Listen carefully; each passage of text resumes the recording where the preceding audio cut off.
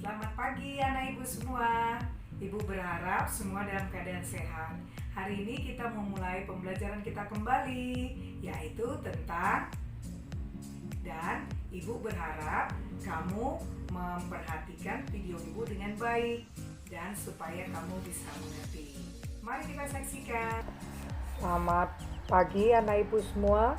Sekarang kita lanjutkan pembelajaran kita, yaitu mengenai tema 6 subtema 3 yang berjudul pengaruh kalor terhadap kehidupan.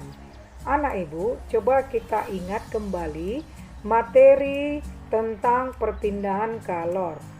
Perpindahan kalor memiliki banyak manfaat dalam kehidupan manusia.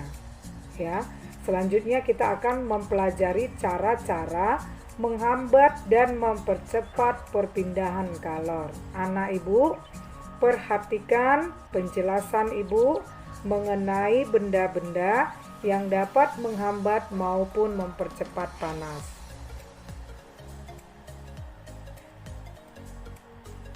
Kemampuan benda menghantarkan panas itu dikelompokkan menjadi dua.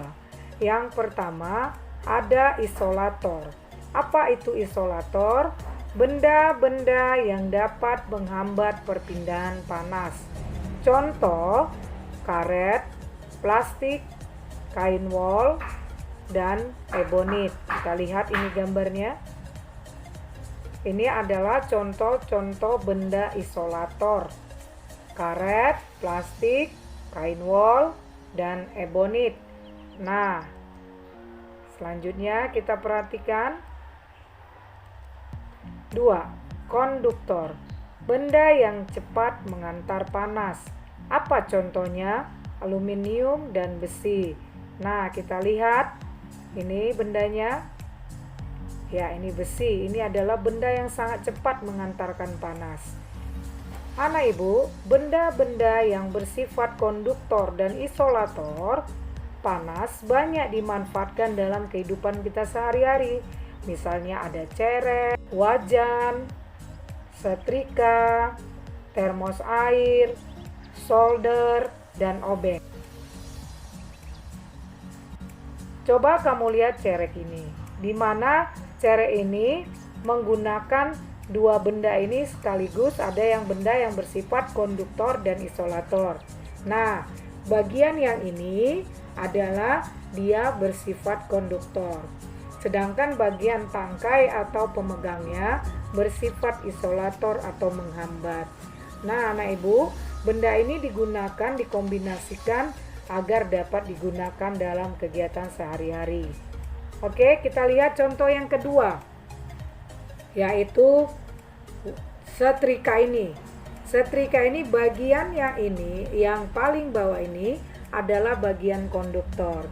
Sedangkan bagian pemegangnya dan wayarnya itu adalah bagian yang disebut isolator untuk menghambat panas. Jadi waktu kita pegang kita tidak terasa panasnya. Panasnya hanya ketika dia bersentuhan dengan bagian konduktor, dengan kain bersentuhan akan terasa panas. Itu contoh-contoh benda yang bersifat konduktor dan isolator yang bermanfaat bagi kita di kehidupan kita sehari-hari. Cara-cara menghambat dan mempercepat perpindahan kalor. 1. Cara menghambat perpindahan kalor adalah menggunakan benda-benda bersifat isolator. Karet, plastik, kemudian kain. Contoh, karet, plastik, kain wol, dan ebonit. Yang kedua, apa yang kita lakukan untuk menghambat perpindahan kalor? Menjauhi atau memadamkan sumber panas. Itu cara kita menghambat perpindahan kalor. Yang kedua, bagaimana cara kita mempercepat perpindahan kalor? Yang pertama, menggunakan benda-benda bersifat konduktor. Percepat atau panas itu ada besi, ada tembaga, ada aluminium. Kemudian tembaga, ya ibu. Contoh aluminium dan besi. Yang kedua, Memperbesar jumlah panas seperti menambah jumlah kayu bakar agar api semakin besar, atau memperbesar volume untuk panas suatu benda. Nah, inilah cara menghambat dan mempercepat benda-benda kalor.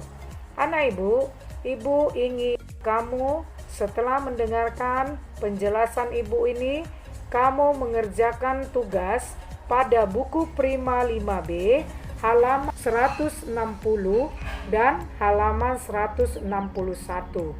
Kamu boleh menggambarnya atau memfotokopikannya, kamu taruh di buku portofolio. Terima kasih atas perhatian anak ibu. Ibu berharap kamu dapat memahaminya. Terima kasih.